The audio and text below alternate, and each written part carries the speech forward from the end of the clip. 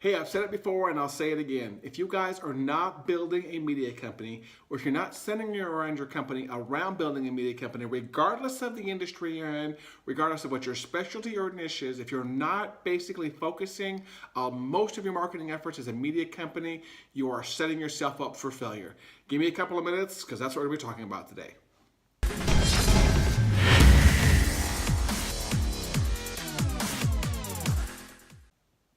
Hi, my friends. This is Patrick Allman from Stop Doing Nothing, and this week we're going to be doing more marketing than anything else. And specifically, I want to talk to you about a video I did in the past that actually gets one of the higher search results on my YouTube videos and on my Facebook videos. And it's the importance of being a media company, and specifically how to start a media company.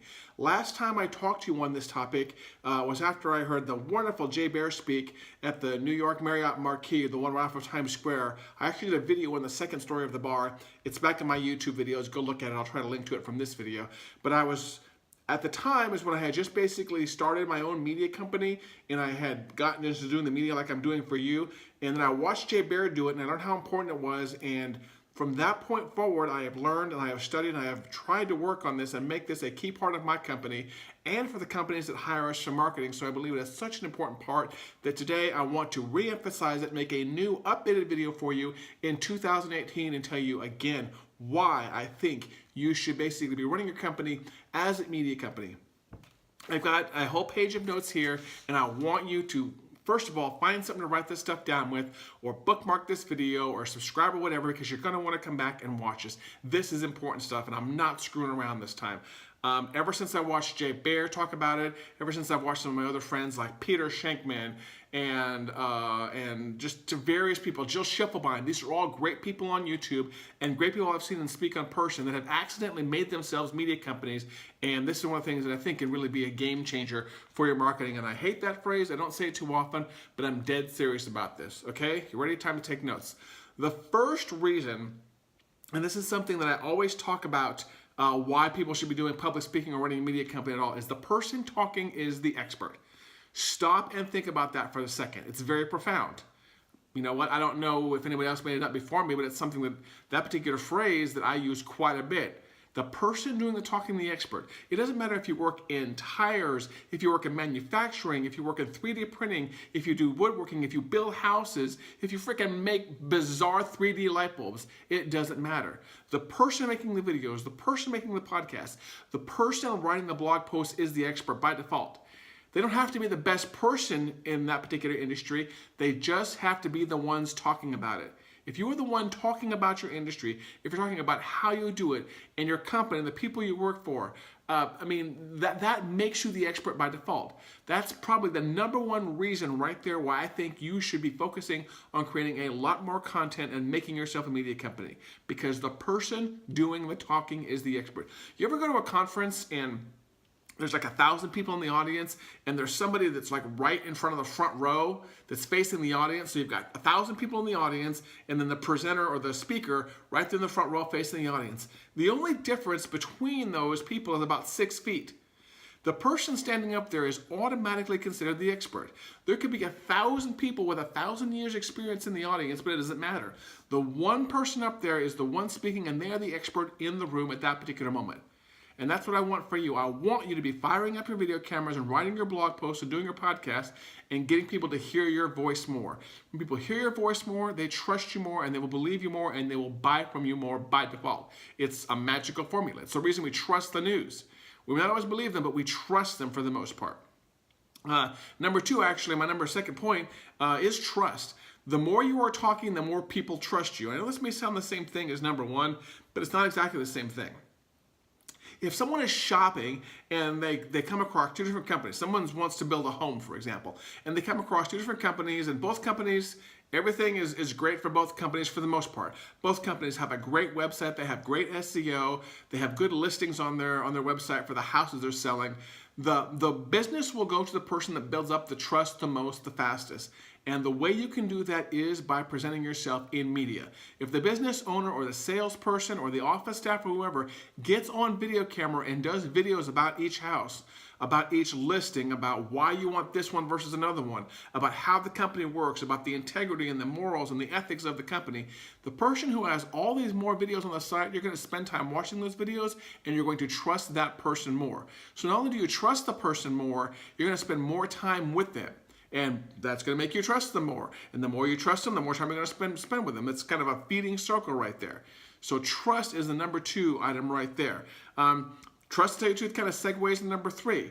The more time you spend with them, the more trust you build up, the more of a relationship you're building up. People, again, trust media companies. We trust the news. We trust CNN. We trust MSNBC. We trust these places to provide us, for the most part, factual information. Some of it may be biased, some of it may not be biased, but by default, we trust the news.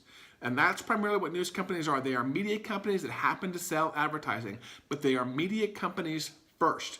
You trust what the media companies put in front of your face, so treat your own business, whether it is making custom popcorn or barbecue or specialty spices or cell phones or your artwork or your painting, or you sell vintage 1920s watches. Whatever that is, you should be doing videos, blogging, and podcasts on it, and speaking as the expert authority in there. Trust builds a relationship. They're going to spend more time with you. You're considered the expert. And again, it's kind of a full circle there going on. The 4th one I wrote down here is, once you establish trust in this topic, again, let's get back to home building. Once you establish yourself as being a trustworthy company and people believe you, know, like, and trust you, that authority is going to automatically extend to other topics.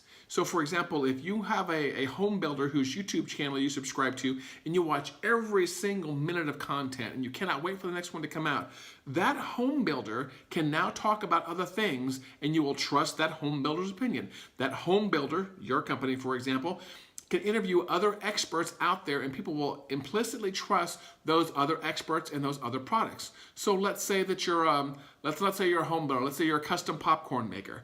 If you do all these videos about custom popcorn, then all of a sudden you start getting into other snacks, custom nuts, custom beef jerky, all these other things. By default, people will trust that you know what you're talking about in those other areas. Either they will trust the person speaking about it from the original company, or they will trust the person that is being brought on as a guest or as a secondary expert. Because you know why? Why would the trustworthy expert have somebody on camera that they themselves were not trustworthy? So by default, you have this like trust extension. People hear you, they know you, like you, and trust you, and that trust is kind of like an envelope or a bubble that's going to extend to everything that you do. They're going to trust the products you recommend. They're going to trust the employees that are at the company. They're going to trust your work. They're going to trust the extensions of your work. Just almost like I said, there's this bubble of trust that is going to be built around every single thing that you do. And the more you have that bubble of trust, again, it's going to feed back. The more you're going to have a better relationship with your audience. And the more that people are going to believe that every single thing you say, you must be an expert in. Not only do we trust media companies to tell us the news, we trust media companies to tell us what products to buy. Why would somebody advertise a product on MSNBC if MSNBC did not trust that company and extend, the MSNBC bubble or sphere of trust? If you're a Get Smart fan, to be the cone of trust or the cone of silence around that. Why would CNN or MSNBC or any of the other ones, CBS, ABC, NBC? Why would we not trust everything they say? Now, we're not going to get into the ethics of questionable media and media making themselves the story, but my whole point is for decades upon decades, we have trusted media companies, and you yourself can become a media company no matter what you do, whether you sell laptops, custom cigars, custom beef jerky, flavor popcorn, oak desk. It just doesn't matter. You want to build that trust and extend that cone of trust around everything you do. And let's see, what was I talking about here on the absolute last one? I wrote down random people. Oh, what's going to happen is once you have this cone of trust out there and people are going to know, like, and trust you, you're going to get random people that are going to come up to you on the street or wander into your venue or attend your events. And again, that trust will is to extend something in person, but people are going to recognize you out in public and instantly trust you also. So you do a lot of stuff in the online world like me. You have a YouTube channel, you have a podcast, you have whatever, and you have the online trust, but now people are going to walk up to you in the real world and implicitly trust you. You may be at a coffee shop someplace or walking through an airport or on an airplane, and all these have happened to me. I shit you not. I wouldn't tell you this if it wasn't true. I have had people come up to me on airplanes or at coffee shops or in an airport or various other places and say, hey, you're that Patrick guy. I've seen you on TV because I do a lot of, real world TV media. I've seen you on YouTube. I listen to your podcast. Sometimes when I look at my podcast and it doesn't have the listenership or the volume I wish it would, I have to remember that there are people listening to it, and those people are going to go out in the real world and spread my message. And so I've had some random people come up and say, hey, that podcast you did 3 months ago on XYZ topic?